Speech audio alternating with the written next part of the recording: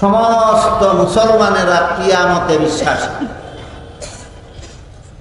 কেউ যদি কিয়ামত বিশ্বাস করে না তাহলে সে আর মুসলমান থাকতে পারে। আমি অন্যান্য সময় বিভিন্ন প্রসঙ্গে আপনাদের বলেছি, এমন 6টি কথা আছে যে 6টি কথায় বিশ্বাসী হওয়া সকল নবীর উম্মতের জন্য অপরিহার্য। যে কোনো যুগের, যে কোনো দেশের, যে কোনো মানুষ এই 6টি কথা বিশ্বাস করলেই সে আল্লাহর কাছে মুমিন, মুসলমান বলে গণ্য হয়। এই 6টি কথা ইমানে মুফাসসালের ভিতরে উল্লেখিত আছে। 6 কথার এক কথা হলো ওয়াল ইয়াউমিল আখির, আখিরাতের দিন, কিয়ামতের দিন। যেমন ভাবে আল্লাহর প্রতি বিশ্বাস না করলে মুমিন মুসলমান থাকে না, যেমন ভাবে নবী রাসূল বিশ্বাস না করলে মুমিন মুসলমান থাকে না, যেমন ভাবে কোরআন বিশ্বাস না করলে মুসলমান থাকে না, তেমনি ভাবে কিয়ামতের বিশ্বাস, পরকালের বিশ্বাস অন্তরে না থাকলে মুসলমান থাকে। তাই পবিত্র কুরআনের সহস্রাধিক আয়াতে আল্লাহ পরকালের বিবরণ দিয়ে পৃথিবীর মানুষকে উপদেশ দিয়েছেন, নসিহত করেছেন। পবিত্র কোরআনে 30 পারা কোরআনে কম বেশি 6500 আয়াত আছে। সামান্য কম বেশি গণনার ব্যবধানে প্রায় 6500 আয়াত আছে। এর মধ্যে 500 আয়াতে আছে বিধিবিধান, আর বাকি 6000 আয়াতে আছে নসিহত, ওয়াজ, উপদেশ। 6000 আয়াতে আল্লাহ পাক রব্বুল আলামিন দুনিয়াবাসী মানুষের উদ্দেশ্যে নসিহত করেছেন, ওয়াজ করেছেন, উপদেশ দিয়েছেন। আল্লাহর প্রদত্ত সেই উপদেশগুলি 3 প্রকার। এক প্রকার উপদেশকে তাফসীরের পরিভাষায় বলে তাজকির বি আলা ইল্লাহ, আরেক প্রকার উপদেশকে বলে তাজকির বি আইয়ামিল্লাহ, আরেক প্রকার উপদেশকে বলে তাজকির বিমা বাদাল মাউত। এর বাংলা হলো আল্লাহর কুদরতের বিবরণ দিয়ে নসিহত, অতীতের ঘটনাবলীর বিবরণ দিয়ে নসিহত, আর পরকালের বিবরণ দিয়ে নসিহত। বুঝে থাকলে একটু দয়া করে বলুন তো, আল্লাহ পবিত্র কোরআনের 6000 আয়াতে কতভাবে নসিহত করেছেন? 3 ভাবে। 6000 আয়াতে যদি 3 পদ্ধতিতে নসিহত করা হয় তাহলে গড়ে এক এক পদ্ধতিতে কত আয়াত হয়? 2000। প্রায় 2000 আয়াতে আল্লাহ পরকালের বিবরণ দিয়ে দুনিয়ার মানুষকে নসিহত করেছেন। এই পরকাল, মৃত্যুর মাধ্যমে মানুষের পরকাল শুরু হয়। মৃত্যুটা হলো পরকালের জগতের গেট, প্রথম গেট। এই জন্য হাদিস শরীফে রাসূল করিম সাল্লাল্লাহু আলাইহি ওয়াসাল্লাম বলেন, মান মাতা ফাকাদ কামাত কিয়ামাতুহু, যে যখন মরে তার কিয়ামত তখন থেকেই শুরু হয়ে যায়। যে যখন মরে তার কিয়ামত তখন থেকেই শুরু হয়। সমষ্টিগত কিয়ামত কবে হবে? এই প্রশ্নের জবাবে আল্লাহ বলেন, ফিমা আনতা মিন যিকরাহা ইলা রাব্বিকা মুনতাহা। সকল মানুষ যেদিন কিয়ামতের মাঠে দাঁড়াবে জীবনের হিসাব নিকাশ দেওয়ার জন্য, সেই দিন কতদিন পরে আসবে সেটা একমাত্র আল্লাহ ছাড়া কেউ জানে না, কোনো নবী রাসূলকে আল্লাহ জানান। আর একটা কিয়ামত আছে যার যার কিয়ামত, এটা সমষ্টিগত কিয়ামত নয়। যার যার কিয়ামতের ব্যাপারে রাসূল বলেন, মান মাতা ফাকাদ কামাত কিয়ামাতুহু, যে যেদিন মরে তার কিয়ামত সেদিন থেকেই শুরু হয়ে যায়।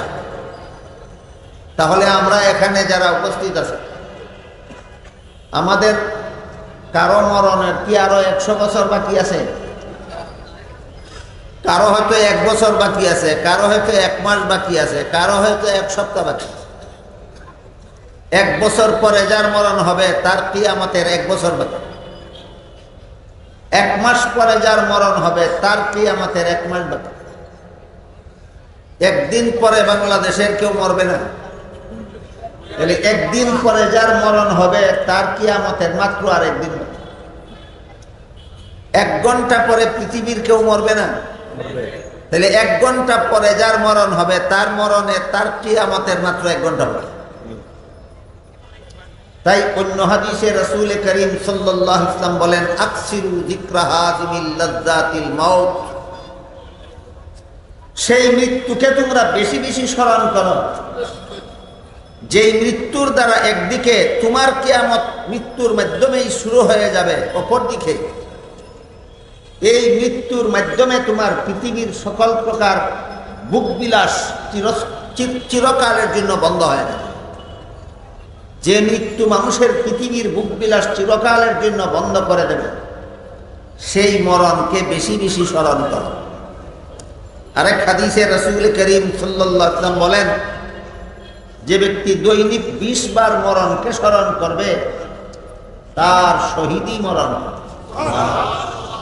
কারণ দৈনিক 20 বার মরণকে স্মরণ করলে সে কোনো দুর্নীতি, অন্যায়, অত্যাচার, অবিচার, জুলুম, নির্যাতন, কোনো জালিয়াতি, চক্রান্ত, দুষ্কৃতিমূলক কোনো কর্মকাণ্ড করার সাহস করবে না।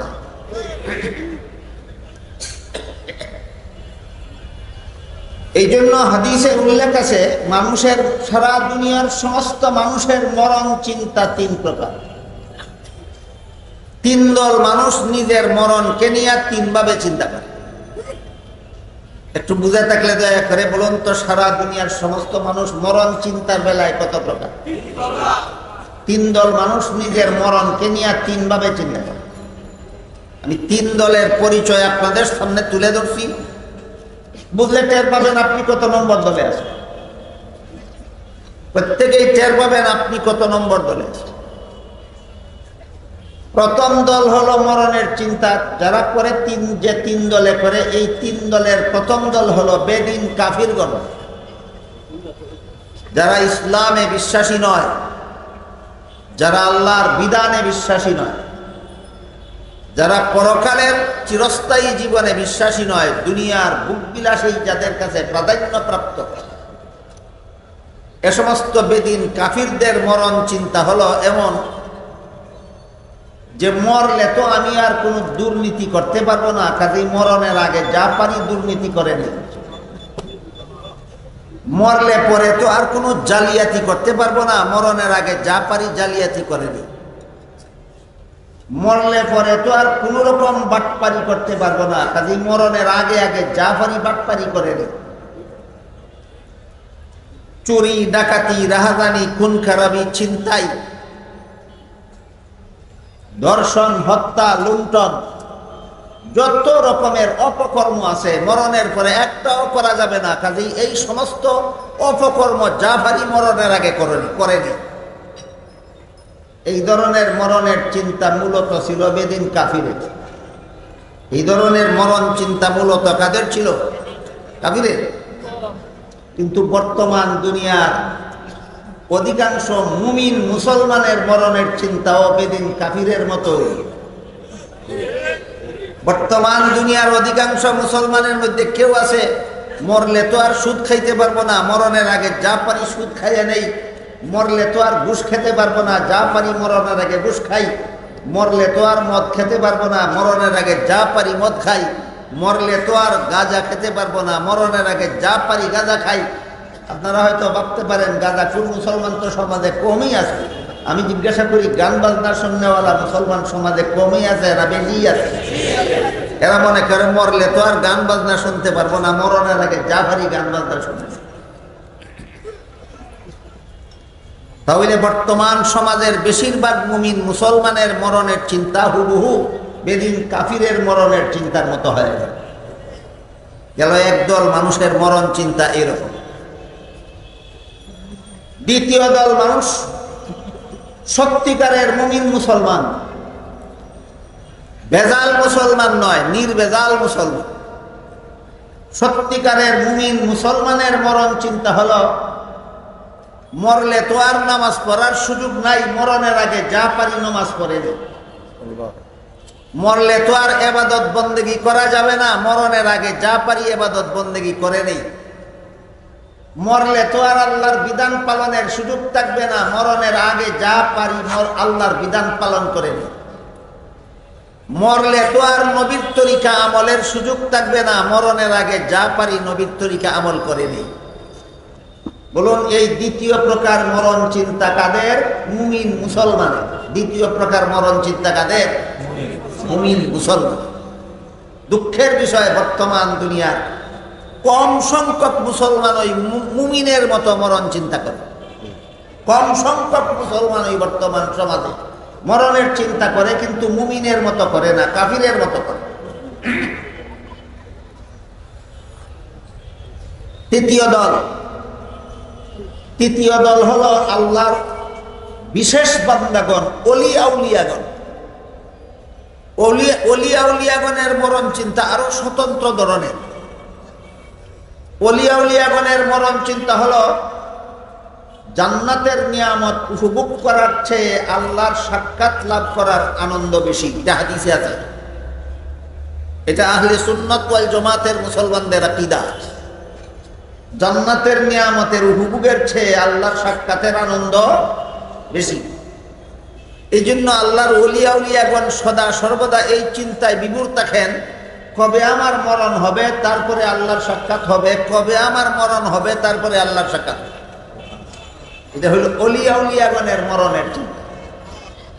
আমরা ওলি আউলিয়া না হতে পারি, অন্তত মুমিন মুসলমান তো হওয়া দরকার। সুতরাং বেদিন কাফিরের মতো আমাদের মরণ চিন্তা করা দরকার না মুমিন মুসলমানের মতো মরণ চিন্তা করা দরকার?